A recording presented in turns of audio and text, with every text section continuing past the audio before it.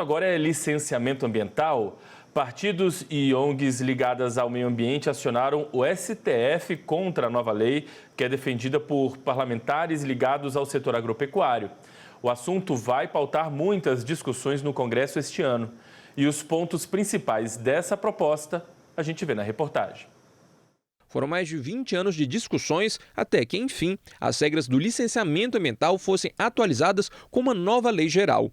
O regramento deve entrar em vigor em fevereiro, mas partidos políticos e entidades ligadas ao meio ambiente acionaram o Supremo Tribunal Federal para, ao menos, adiar esse prazo enquanto questionam pontos da legislação.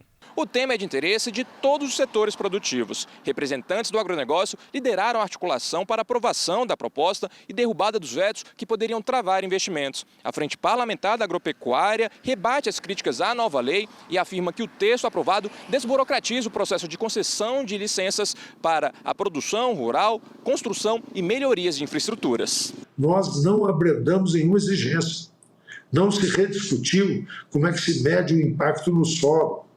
Como é que se avalia o impacto do ponto de vista do ar, nem dos recursos hídricos? Nós não abrandamos nenhuma exigência. O que as mudanças propostas por nós e por todo o setor produtivo, não só pelo agro, repito, todas as pessoas que querem empreender, que querem ver o país se desenvolver, foram nos sentidos de dar prazo, objetividade nas análises e não abrandar exigências ambientais. Foram publicadas duas leis. Uma que cria o licenciamento ambiental especial para empreendimentos definidos por um conselho do governo federal como estratégicos para o desenvolvimento do país e que terão análise priorizada em até um ano. E outra que atualiza as normas para os demais projetos. Entre as muitas novidades está a dispensa de licença para produtores com cadastro ambiental rural pendente de homologação e também para serviços e obras em instalações preexistentes que já tenham sido autorizadas, como exemplo, as rodovias já pavimentadas e dragagens de manutenção em rios. Outra novidade é que órgãos licenciadores, como o IBAMA e secretarias ambientais estaduais, podem suspender infrações emitidas por órgãos fiscalizadores.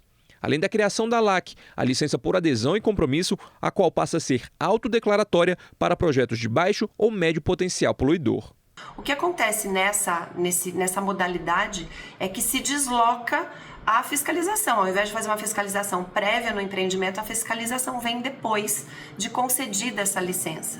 Diminui burocracia, diminui o tempo de obtenção dessa licença, mas não tira do órgão a possibilidade de fiscalização. A estratégia é inverter, principalmente nos casos mais simples, o ônus da prova. Em vez do empreendedor ter que comprovar se o projeto é ambientalmente viável, é a administração pública que tem que apontar as irregularidades, se existirem.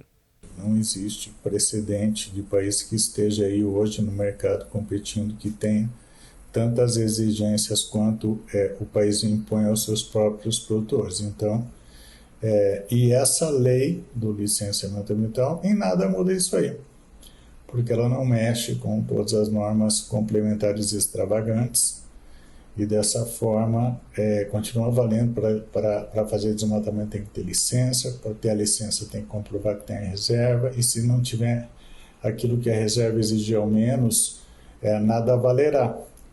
E dessa forma, então, toda a legislação que já existe continua valendo. A Confederação da Agricultura e Pecuária ressalta que proprietários seguem obrigados a cumprir regras ambientais rígidas, como o Código Florestal. Além disso, a bancada do agro argumenta que, com a nova lei de licenciamento, os órgãos fiscalizadores podem atuar nos casos mais complexos e não com rotinas burocráticas, o que desobstrui análises paradas há anos. 80% a 85%, dependendo do produto, de fertilizantes que nós utilizamos, têm sido importados. E nós temos algumas jazidas que estão esperando autorização ambiental para serem exploradas, algumas delas em processos que transcendem 6, 7 anos, chegam a 8 anos, o processo de análise para poder autorizar. E com regras. Ninguém quer que seja uma exploração predatória, ou descuidada, ou descriteriosa.